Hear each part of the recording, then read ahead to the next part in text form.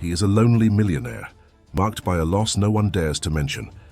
The nanny came in thinking she would only care for his daughter, but got caught up in something much bigger. If you enjoy love and romance stories, watch until the end, subscribe to this channel, and leave a comment telling us where you're listening from. Stay with us. Rachel Adams was never a woman to surrender easily, even though life had done everything to bring her to her knees. At 29, she carried the weight of a betrayal that still burned like an open wound. The fiancé who abandoned her at the altar of Grace Episcopal Church in Charleston hadn't just taken her hopes for happiness, but also her trust in love and people. The malicious tongues of Charleston's high society showed no mercy. For months, she was the subject of whispered conversations in salons, clubs, and parties where she had once been welcome. Poor Rachel, they said with false compassion. So intelligent, so beautiful, but couldn't even keep a man. The words cut deeper than any blade. Each pitying look, each forced smile, each invitation that stopped coming was a fresh humiliation. Charleston, the city that watched her birth and growth, had become too small to contain her pain and too large to hide her shame. That's when the proposal arrived, like a gift from heaven or a disguised curse. An employment agency from New York offered a position for a nanny at an exclusive property in the Catskill Mountains region of New York State.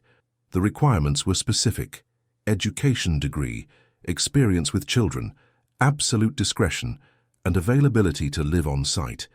The salary was generous, almost indecent by the standards she knew, but there was something in the vague job description that intrigued and simultaneously warned her. Care for a 5-year-old child in a delicate situation, the advertisement said. Reserved family, refined environment, total privacy required. It didn't mention the name of the employers, nor details about the delicate situation. Rachel hesitated for days, turning the paper between her fingers, reading and rereading each word. But when the rent money ran out and her last savings were exhausted, the decision became inevitable. The journey from Charleston to New York was long and reflective. On the bus, she watched the landscape gradually changing, leaving behind the South Carolina Lowcountry, crossing through Virginia, until reaching the mountains of upstate New York. With each mile, she felt more distant from her previous life, closer to an uncertain future. She carried only 2 suitcases with simple clothes, some education books, and a family photo she kept more out of habit than nostalgia. The property was in an isolated region of the Catskills, surrounded by preserved forest and protected by an imposing wrought-iron gate. The driver who picked her up at the bus station was a stern man of few words, who limited himself to confirming her name before starting the journey along the winding mountain roads.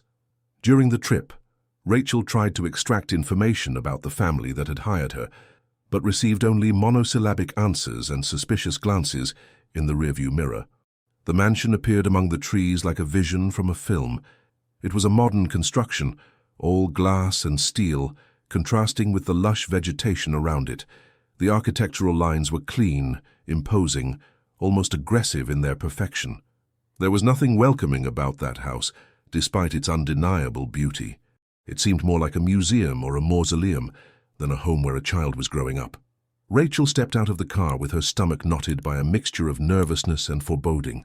The mountain air was pure and fresh, laden with the scent of wildflowers and pine, but there was something oppressive about the silence that enveloped the place.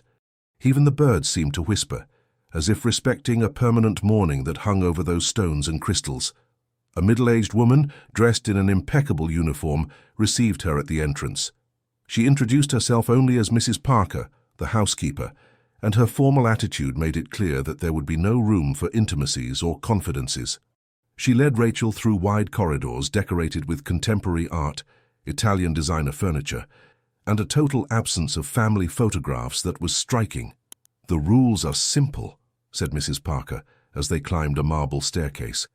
"The girl wakes up at 7, has breakfast at 8, educational activities until lunch.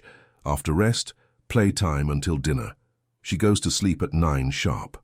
You'll be responsible for her from 7 in the morning until 9 at night. After that, your time is free, but you shouldn't circulate in the social areas of the house." She made a significant pause.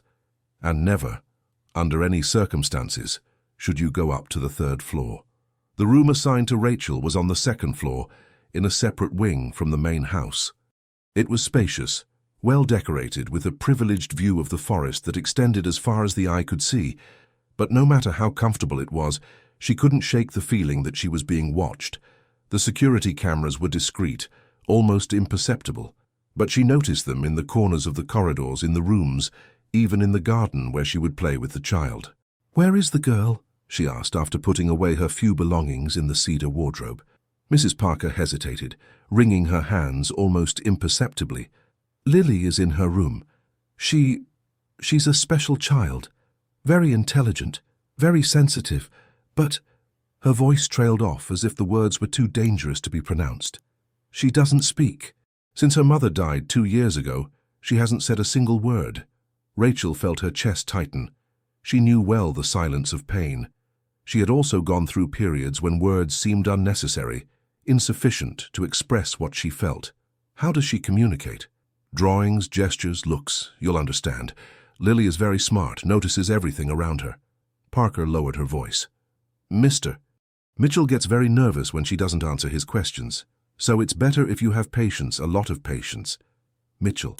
Finally a name for the mysterious man who had hired her without even meeting her in person.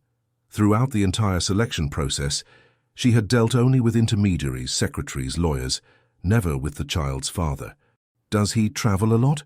"Not exactly." Parker looked around, as if checking if they were alone. "The master works from home, has meetings, receives important people, but he prefers to avoid unnecessary interactions, especially with new people." Rachel nodded, although she didn't completely understand. There was an atmosphere of secrets in the house, a palpable tension that seemed to spring from the walls themselves. Each employee who crossed her path kept their eyes down, greeted with discreet nods, and hurried on to their tasks. It was as if everyone knew something she didn't, as if they shared a heavy burden that couldn't be divided with strangers. The first meeting with Lily happened in the winter garden, a magnificent space with tropical plants, crystal-clear water fountains, and soft lighting that filtered through the glass ceiling. The girl was sitting on the floor, surrounded by dozens of scattered drawings, all made with crayons in vibrant colors. She was small for her age, delicate as a porcelain doll, with wavy brown hair that fell over her shoulders and large eyes, a deep green that seemed to hold all the mysteries of the world. When she noticed Rachel's presence, she didn't immediately raise her head. She continued coloring with precise movements, as if each stroke had vital importance. Rachel approached slowly, unhurried, respecting the child's space. She sat on the floor at a safe distance and observed the drawings. They were impressive in technique and emotionality. Houses without doors, gardens without flowers, people without faces. "Hi, Lily," she said softly. "My name is Rachel. I came here to be your friend and play with you." The girl stopped drawing for a few seconds but didn't raise her eyes.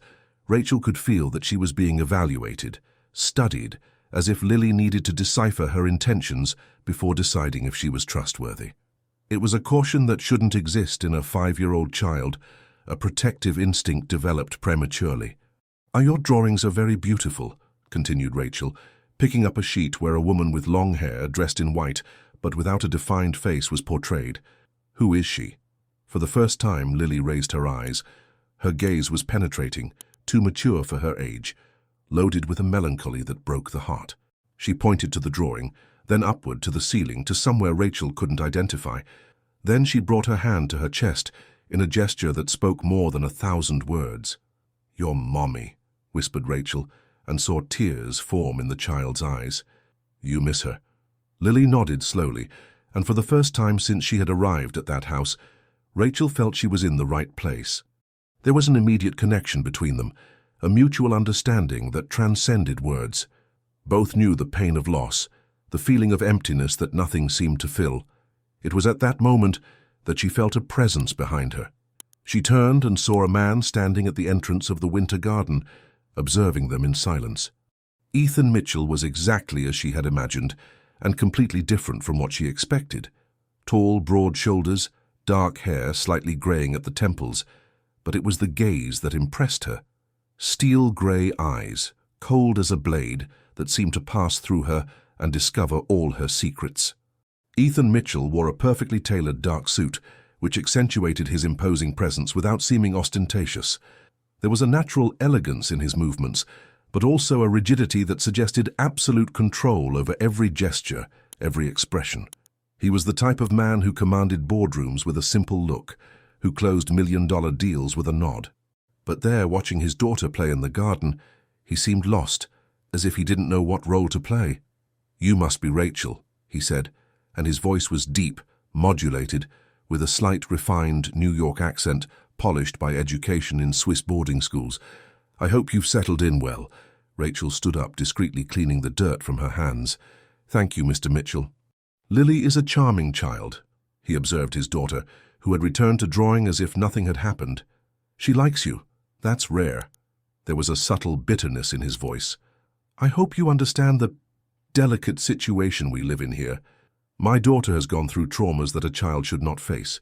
She needs special care. I understand perfectly. May I ask?" "No, you may not." The answer was dry, final. Ethan took a few steps toward Lily, but kept his distance, as if there was an invisible barrier between them.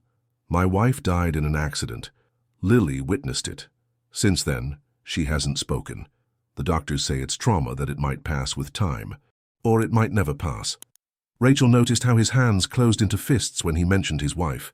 There was pain there, but there was also anger, guilt, perhaps remorse. He was a man haunted by ghosts he dared not name. "I'm very sorry. It must be difficult for both of you. Difficulties are part of life." Ethan adjusted his shirt cuff, a gesture that seemed automatic when he felt uncomfortable. "You will have everything you need to work with Lily. Educational materials, toys, books. Anything she needs, just ask Mrs. Parker." During the following days, Rachel established a careful routine with Lily. They woke up early, had breakfast together in the bright and airy kitchen, always under Mrs. Parker's watchful eye. Then they went to the playroom, where Rachel introduced activities that stimulated the child without pressuring her to speak. She used music, stories, puzzle games, free drawing. Lily responded well, smiled sometimes, even emitted small sounds of satisfaction, but the words remained locked in some deep place of her wounded soul. Ethan appeared sporadically, always elegant, always distant. He observed from afar, never approached too closely, as if he feared contaminating his daughter with his own darkness. Rachel noticed that he worked in the office on the first floor, received men in suits who arrived in armored cars, had tense conversations on the phone in a language that seemed to be English mixed with Italian. The business of the Mitchell family was a mystery she didn't intend to unravel. But there were moments when she caught him watching them through the windows, or standing in doorways, as if he wanted to be part of that world of games and laughter she had created with Lily. These were fleeting moments, because as soon as he realized he had been noticed, he would disappear like a shadow. One rainy afternoon, while they were playing with puzzles in the library, Rachel heard heavy footsteps on the floor above. They were footsteps that came and went, nervous, like someone walking without destination. Lily heard them too, because she stopped playing and looked at the ceiling with an expression of sadness that broke Rachel's heart. "Is that your daddy?" she asked softly. Lily nodded and made a gesture with her hands, as if she were hugging someone, but then shook her head negatively. Rachel understood. The father was sad, needed affection, but wouldn't let anyone get close. "Sometimes adults get sad and don't know how to ask for help," explained Rachel, caressing the girl's silky hair. "It's not your fault, my love. He loves you very much, even if he doesn't know how to show it." That night, after Lily fell asleep, Rachel decided to break one of the unwritten rules of the house. Instead of retiring to her room, she went down to the kitchen in search of tea. She found Ethan standing in front of the window that overlooked the garden, with a glass of whiskey in his hand, still wearing his dress shirt, but with the tie loosened and the top buttons undone. There was something vulnerable in his posture, a humanity that he usually hid under layers of formality. "I'm sorry," said Rachel, hesitating at the threshold. "I didn't know you were here." He turned slowly, and she noticed his eyes were red, tired. "Can't sleep. Sometimes I have insomnia. I think too much." Rachel approached the counter, maintaining a respectful distance. "You too?" Ethan took a sip of whiskey, observing her over the rim of the glass. "Always." There was a raw honesty in his response. "How is she, really?" "Lily is a resilient child. She's getting better every day." Rachel chose her words carefully. But she misses you. She would like to have you closer. I'm not good for her." The words came out bitter, loaded with self-deprecation. "Everything I touch, I destroy." "That's not true," Rachel responded with surprising firmness. "Lily loves you. I see it in her drawings, in the way she looks at the stairs when you're working. She just doesn't know how to approach you." Ethan laughed, but it was a laugh without joy, cutting like glass. "You know nothing about me, Rachel. You don't know who I am, what I do, the things I've done." He finished the whiskey in one gulp. "It's better this way." "Then tell me." The words came out before she could contain them. "I'm here, I'm not going anywhere. And Lily needs a present father, not a ghost haunting the house." Ethan's eyes narrowed, analyzing her with an intensity that made her tremble inside. There was something predatory in his gaze, as if he were deciding whether she was prey or predator. "You have courage, I'll give you that. Or you're very naive. Maybe a little of both." Rachel crossed her arms in a defensive posture that fooled neither of them. "But I know pain when I see it, and I know that sometimes we need someone who isn't afraid to stay." The silence stretched between them, charged with tension and unspoken possibilities. Ethan took a step closer, then another, until Rachel could smell his cologne mixed with the whiskey and something more dangerous: repressed desire, cultivated loneliness, denied need. "My wife died because she defied me," he finally said, in a voice so low that she had to concentrate to hear. "She discovered things about my business that she shouldn't have known. She threatened to report me, to take Lily away. That night we argued. She drove away at high speed, furious, desperate." He paused, as if the next words were ground glass in his throat. "She crashed the car into a tree 300 yards from here. Lily was in the back seat." Rachel felt the air leave her lungs. "My God." "The police said it was an accident. They investigated for months, looked for evidence that I might have sabotaged the car, bribed someone, anything. But it was just an argument that got out of control." Ethan ran his hand through his hair, disheveling it for the first time since Rachel had met him. "She died hating me. And Lily saw everything. That's why she doesn't speak. That's why she doesn't speak." He moved away again, as if the proximity was too dangerous. "And that's why you should keep your distance. I'm not a man to inspire charity or compassion, Rachel. I am exactly what I appear to be: dangerous." But there was something in his eyes that contradicted his own words. A silent plea, a desperate desire for her not to believe him, to remain there despite everything. Rachel recognized it because she felt the same thing: the desire to flee, and the even greater need to stay. "We all have secrets," she finally said. "We've all done things we regret." "Not like me." Ethan headed for the door but stopped at the threshold. "Don't get attached, Rachel. Not to me, not to this house. When you discover who I really am, you'll want to leave." In the days that followed, Ethan became even more distant, as if the conversation in the kitchen had created an insurmountable barrier between them. He barely appeared during meals, locked himself in his office for hours, received visitors who spoke in low voices about matters that made Mrs. Parker and the other employees tense and vigilant. Rachel tried to maintain normalcy for Lily, but the child was too sensitive not to notice that something had changed. Her drawings became darker, with dark colors dominating the sheets of paper. Male figures appeared distorted, threatening, while female ones seemed fragile, about to break. One morning, while they were playing in the garden, an unknown man appeared walking along the path that led to the house. He was thin, wore simple clothes, had a face marked by scars, and an expression that made Rachel instinctively pull Lily close to her. He wasn't a common visitor. He didn't have the respectful posture of the businessman who sought out Ethan. "Where's the boss?" he asked without introducing himself, with an accent from upstate New York. "Mr. Mitchell is in a meeting," Rachel replied, trying to sound firm. "Can I help you with something?" The man smiled, but it was an unpleasant smile that didn't reach his eyes. "Yes, you can, miss. You can tell him that Jack Rivers is here, and that I brought the photos he sent me to fetch." Rachel felt Lily shrink against her leg. The girl knew this man, and the fear in her small eyes was real, visceral. Whoever Jack Rivers was, he represented a threat that the child instinctively recognized. "I'll call someone to let him know," said Rachel, picking Lily up and quickly heading toward the house. But when she turned to look through the window, she saw Ethan rushing out the back door without his jacket, with a darker expression than she had ever seen. The conversation between the two men was brief, tense, punctuated by aggressive gestures. Jack handed a brown envelope to Ethan, received another in exchange, and disappeared into the forest with the same speed with which he had appeared. Ethan stood for a long time, looking at the envelope in his hands as if it contained a death sentence. When he finally raised his eyes to the house, he met Rachel's gaze through the window. For a moment, she saw pure despair etched on his face. Then, he put the envelope in his pocket and disappeared. That night, Rachel couldn't sleep. The images of the afternoon repeated in her mind like a disturbing film. The fear in Lily's eyes, the tension in the encounter between Ethan and Jack Rivers, the despair she had seen stamped on his face. There were forces at work in that house that she didn't understand, but that clearly threatened the fragile stability she had tried to build for the girl. Around 2 in the morning, she heard footsteps in the corridor. They weren't Ethan's firm and decisive footsteps, but something different, more hesitant.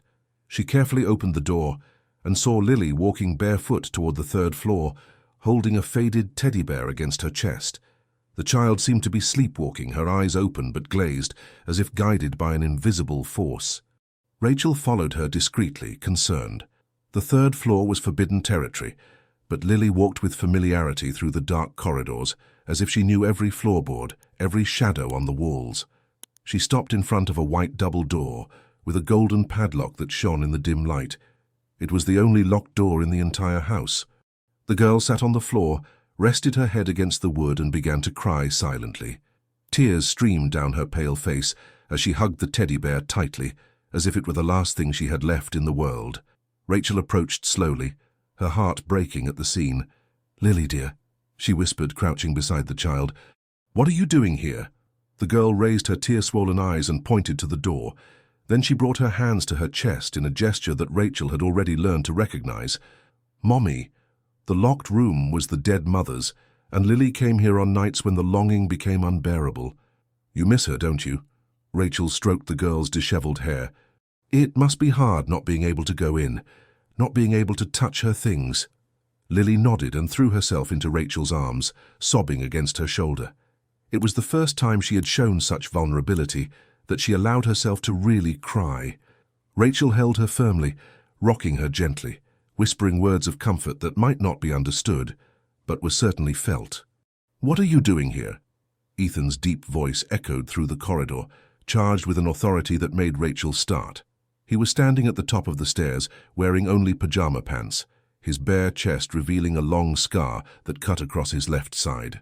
His hair was disheveled, as if he too had spent the night awake. "Lily was sleepwalking," explained Rachel, instinctively protecting the child. "I found her here, crying." Ethan approached with slow steps, and Rachel could see that his eyes were also red from insomnia and perhaps unshed tears. When he looked at the locked door, his expression became even darker. "She does this sometimes," he said in a hoarse voice. "Comes here, sits on the floor for hours. The doctors said it's normal, part of the grieving process." "Why is the door locked?" The question came out before Rachel could censor herself. Maybe if she could go in, touch her mother's things. "No." The answer was dry, definitive. "That room stays closed forever. But she needs to grieve, Ethan. She needs to say goodbye. You don't understand." He crouched beside them but didn't touch his daughter. Even in that moment of vulnerability, he maintained a physical distance that seemed painful for both. "It's not just a room. It's a crime scene." Rachel felt her blood freeze. "What do you mean?" Ethan passed his hand over his face, as if trying to erase memories that refused to disappear. "Vanessa didn't just die in the accident. Before leaving the house that night, she locked herself in that room. When I managed to break down the door, I found—" His voice failed. "I found evidence that she was planning to kill herself. There was a letter, scattered pills, broken things, as if she had fought with herself between living and dying. Oh God! The police confiscated everything as evidence, then returned it. But I never had the courage to go in there again. And Lily," he looked at his daughter, who had stopped crying and was watching the conversation with unusual attention. "Lily saw her mother in that state that night. She saw the argument, the screaming, the despair. It was the last thing she witnessed before the accident." Rachel finally understood the depth of the child's trauma. It wasn't just the loss of her mother, but the memory of seeing her in complete despair. perhaps planning to abandon her forever. It was a wound in layers, each one deeper than the previous. "She needs to know it wasn't her fault," said Rachel softly, "that her mother loved her even while being sick. How can I say that when I don't believe it myself?"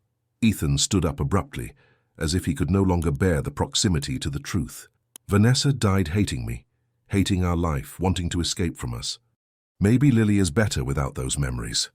Memories don't disappear by being locked away." Rachel stood up too, still holding Lily in her arms. "They just rot, transform into ghosts that haunt."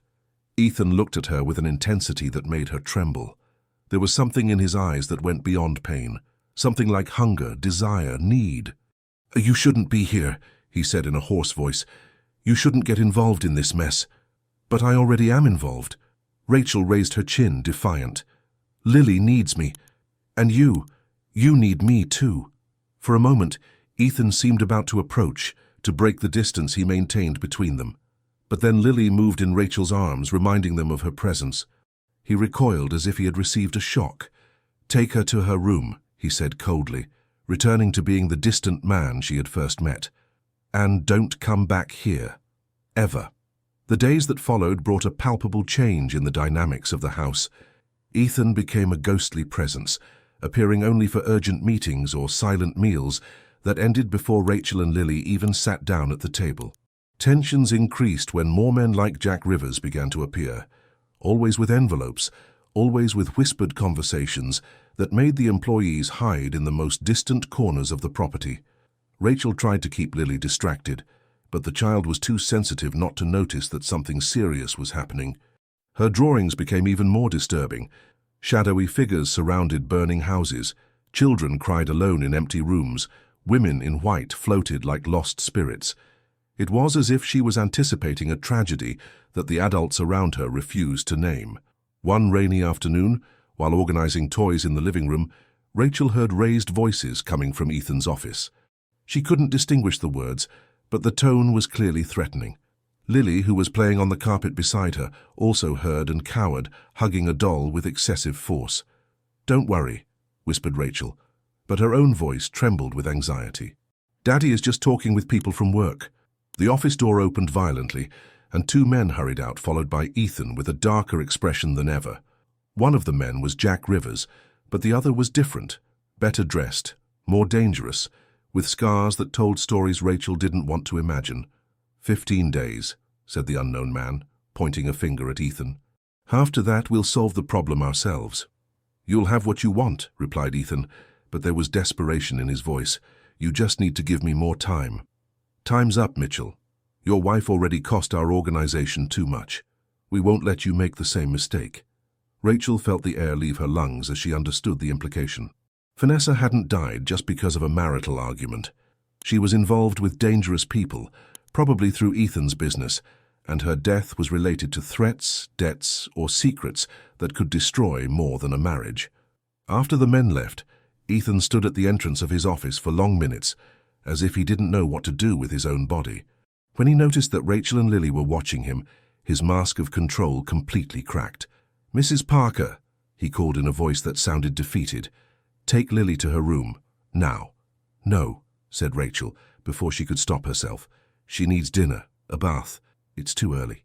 Ethan stared at her with a mixture of anger and despair. "I said for Mrs. Parker to take my daughter. I didn't ask for your opinion." "And I said no." Rachel stood up, placing herself between Ethan and Lily. "You can fire me, throw me out of this house, but you won't take out your frustration on a 5-year-old child." For a moment, Rachel thought he might yell, perhaps even become violent, but then Ethan simply crumbled. He leaned against the wall, ran his hands over his face, and made a sound that was almost a sob. "You don't understand," he murmured. "They're going to kill her. They're going to kill my daughter because of my mistakes." Rachel felt the world spin around her. Who's going to kill her? The same people who killed Vanessa. Ethan raised his eyes, and she saw in them absolute terror. "She discovered that I was laundering money for them, using the family businesses. She threatened to report me, said she'd rather see me in jail than continue living this way. That night, when we argued, I told her they already knew about her threats, that they had plans to silence her. That's why she drove away desperately. She was running away." Trying to take Lily far away, save me from my own stupidity. Ethan laughed bitterly, but they had sabotaged the car even before she left the house. It was murder disguised as an accident. Rachel looked at Lily, who was watching the conversation with wide eyes. The child didn't understand the words, but felt the destructive energy that hung in the air. And now they want what? They want me to continue the business as if nothing happened, but they also want guarantees that Lily will never remember what she saw, never talk about that night. Ethan approached his daughter, but still maintained physical distance. That's why she can't speak. As long as she remains silent, she's safe. Are you saying she doesn't speak out of fear? I'm saying that unconsciously, she knows that speaking means dying. Ethan finally knelt in front of Lily, but didn't touch her. And I, like a coward, allowed her to stay that way because it's the only way to protect her. Rachel felt nausea rising in her throat. The situation was much worse than she had imagined. She wasn't just caring for a traumatized child, but a possible witness to murder who lived under constant threat of death. I need to get you both out of here, she said, almost without thinking. There's nowhere to go. Ethan finally touched Lily's face with a delicacy that contrasted with all the despair in his voice. They have contacts throughout the United States, throughout North America, and now that you know everything, he stopped, as if he had just understood the enormity of what he had revealed. Now I'm a threat too, completed Rachel. Ethan nodded slowly. I'm sorry. I shouldn't have told you. But you were right. I needed someone who wasn't afraid to stay. In that moment, something changed irreversibly between them.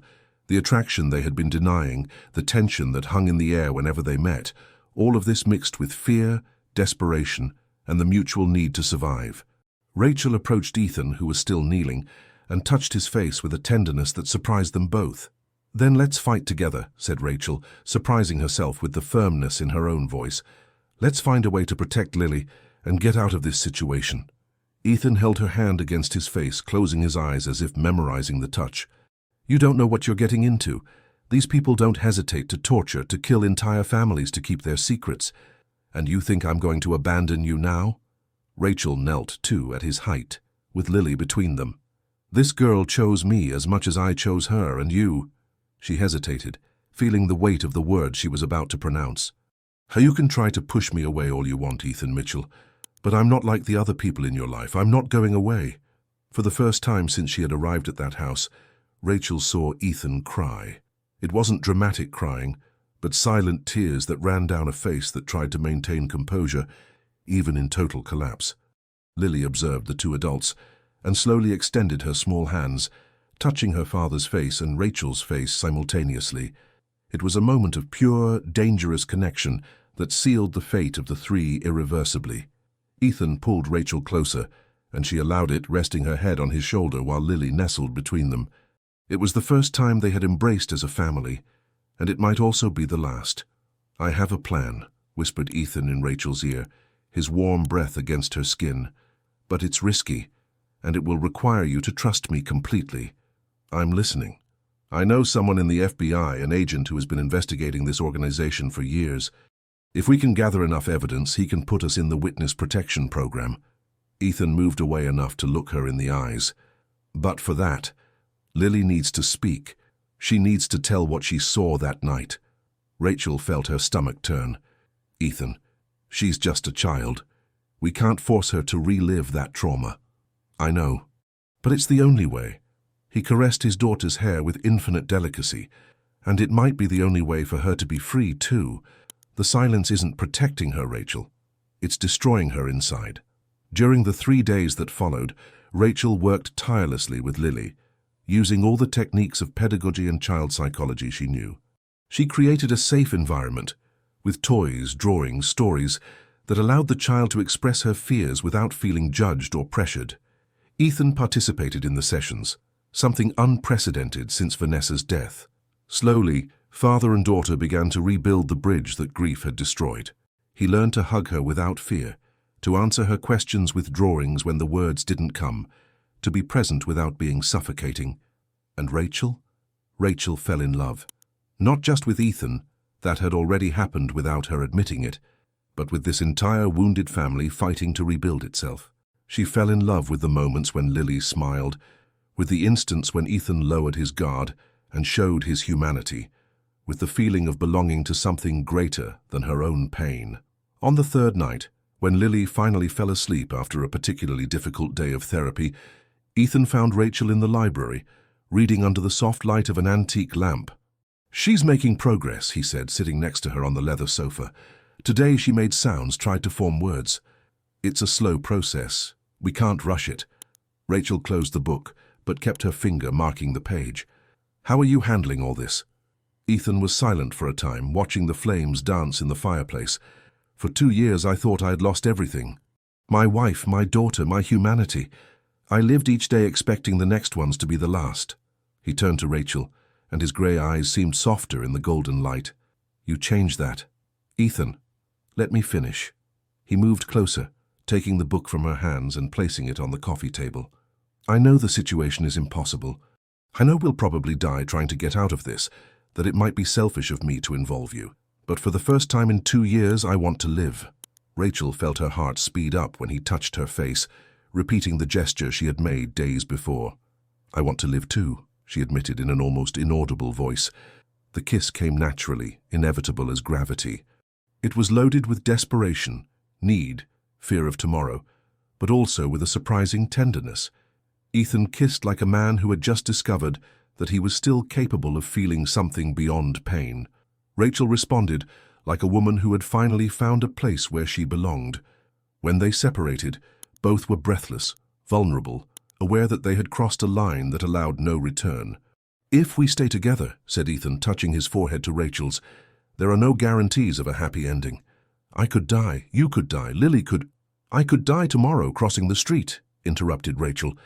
"At least this way I die knowing that I truly loved." It was the first time the word love had been pronounced between them, and its weight filled the environment like a dense perfume. Ethan kissed her again, more deeply, and Rachel lost herself in the sensation of finally being where she should be. That's when they heard the sound of small bare feet in the corridor. Lily appeared at the door of the library, holding her teddy bear, her hair disheveled from sleep. Her large eyes took in the scene, father and Rachel embracing on the sofa, flushed faces, altered breathing, and something in her expression changed.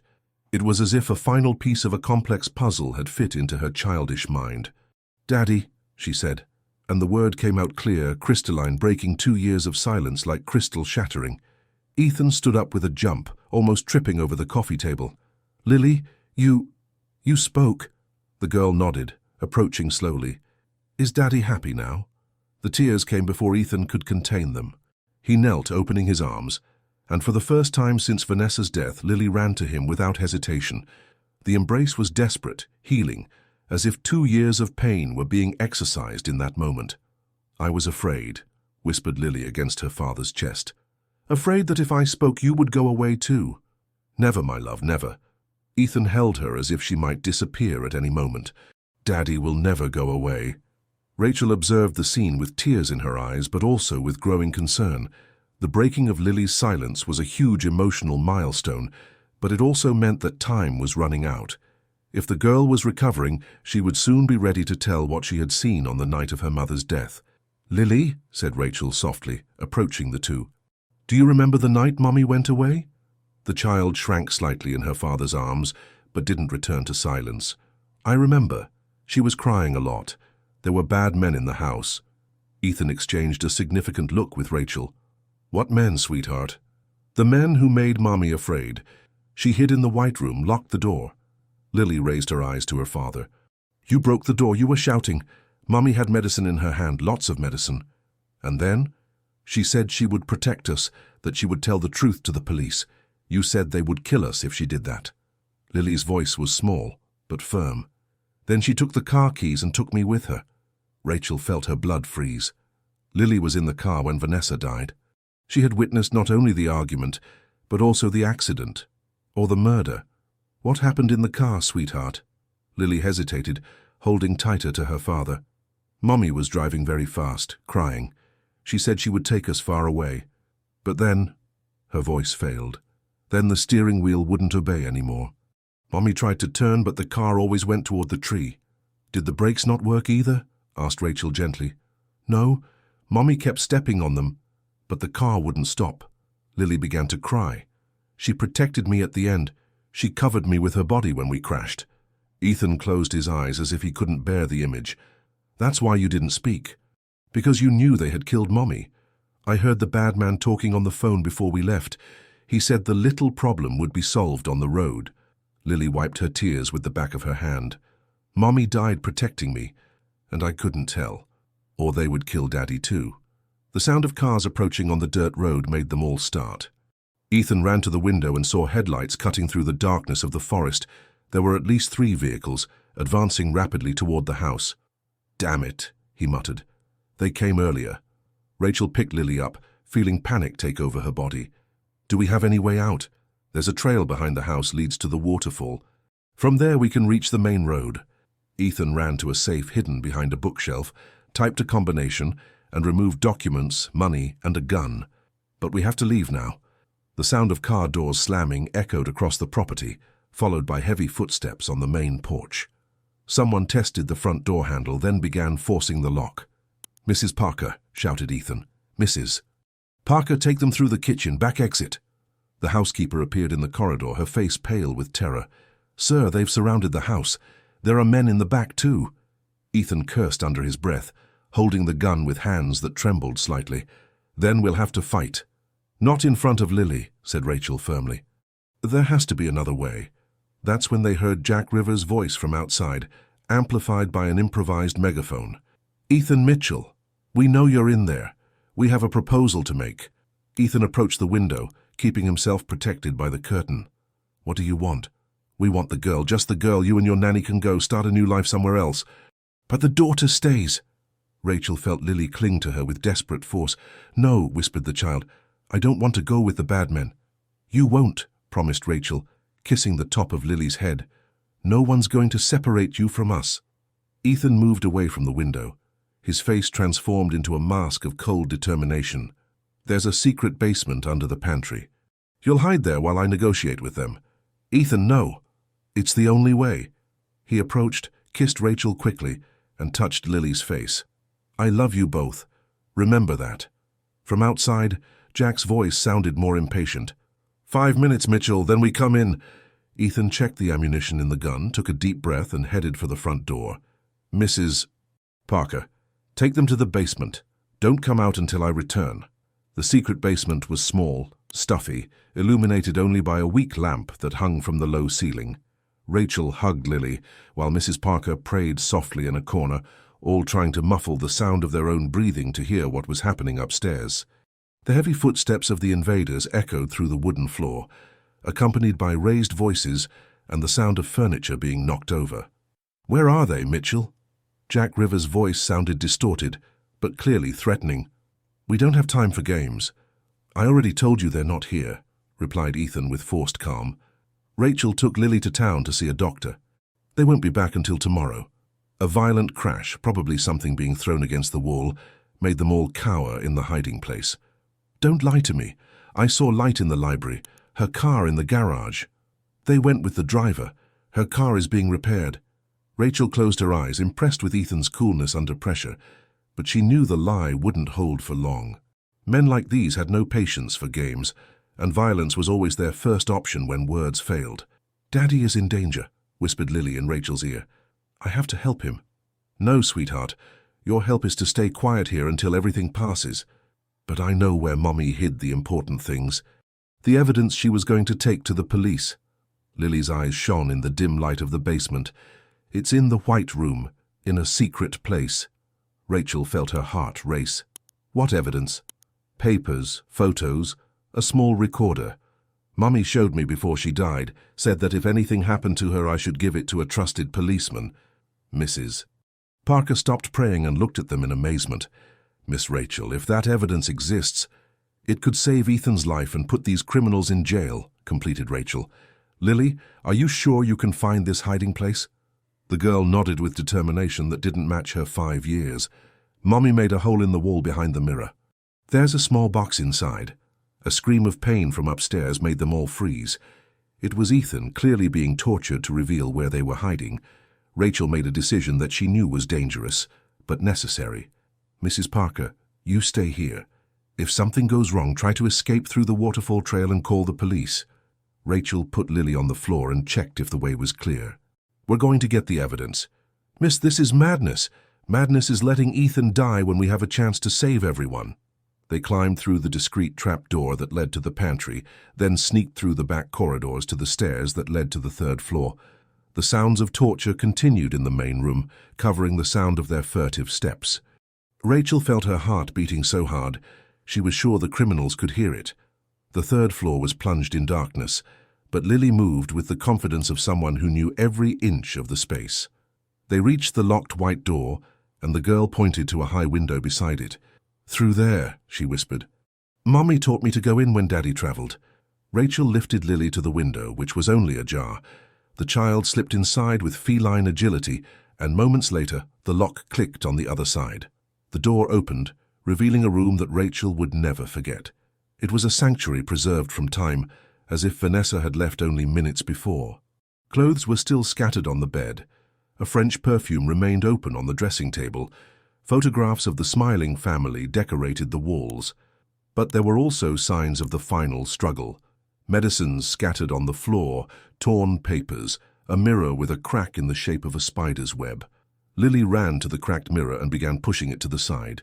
Behind it, in the wall, there was a small hole disguised by the floral wallpaper. From inside it, the girl removed a metal box the size of a book. "Here," she said, handing the treasure to Rachel. "Mommy said this would protect our family." Rachel opened the box with trembling hands. Inside were dozens of compromising photographs, bank documents, signed contracts, and most importantly, a small digital recorder. When she pressed the play button, she heard Vanessa's voice narrating in detail the money laundering operations, citing names, dates, amounts. "My God," she murmured. "This is enough to destroy the entire organization." A louder scream from Ethan made the two of them start. Time was running out. "Lily, we need to go down and—" Jack Rivers' voice echoed through the corridor, much closer than he should be. "Boss, I found blood traces on the stairs. They were here recently." Rachel grabbed Lily and the box, desperately searching for an escape route. But it was too late. Heavy footsteps were climbing the stairs and there was nowhere to run. That's when she heard a sound she never thought would be so welcome. Police sirens rapidly approaching the property. "Holy shit!" someone shouted downstairs. "It's a raid, everyone out!" The sound of running, gunshots and cars accelerating mixed with the increasingly closer sirens.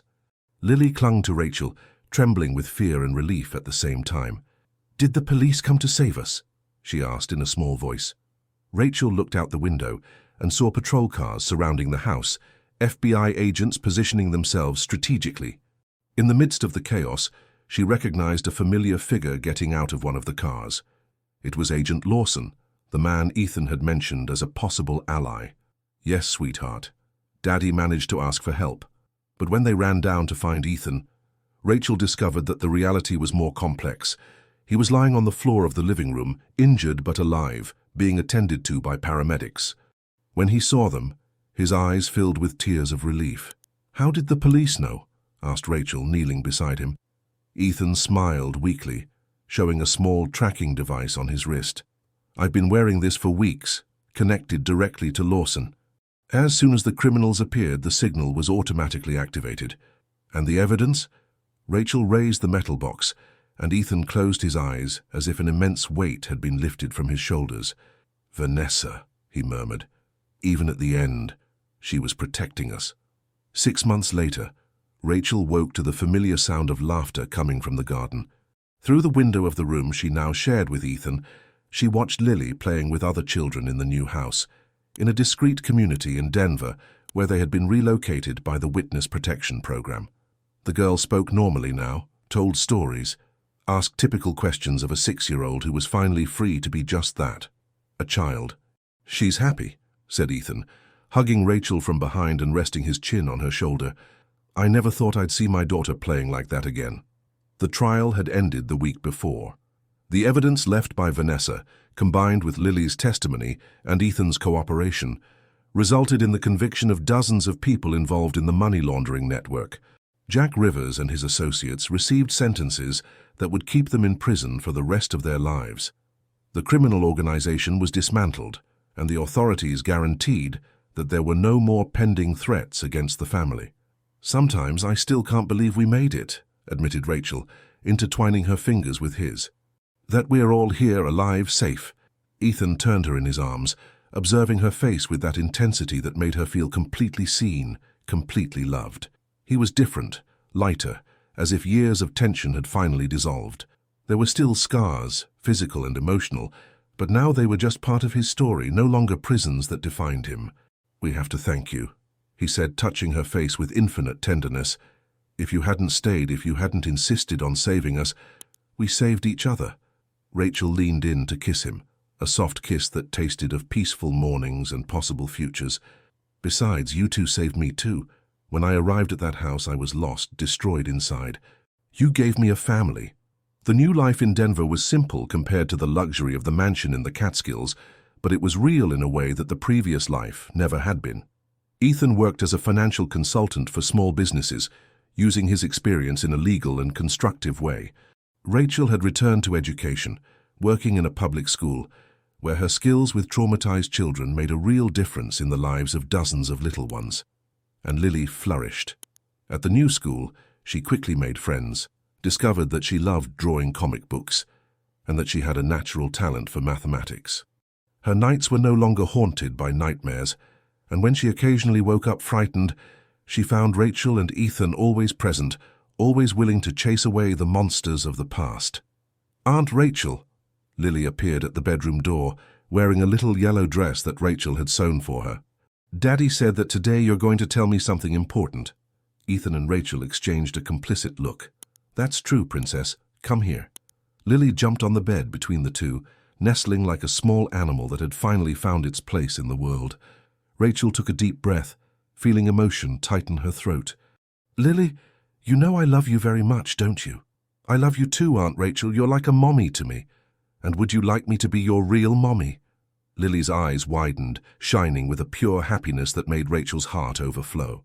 "Are you going to marry Daddy?" Ethan laughed, taking a small blue velvet box from his pants pocket. "Actually, sweetheart, I want to ask Rachel to marry me. But only if you agree." Lily clapped her little hands, jumping on the bed with the typical energy of an excited child. "Yes, yes, yes, I want Rachel to be my new mommy." Rachel was crying when Ethan opened the box, revealing a simple but elegant ring with a solitary diamond that captured the morning light and transformed it into small rainbows. It wasn't the most expensive ring in the world, but it was chosen with love, bought with honestly earned money, offered without power games or manipulation.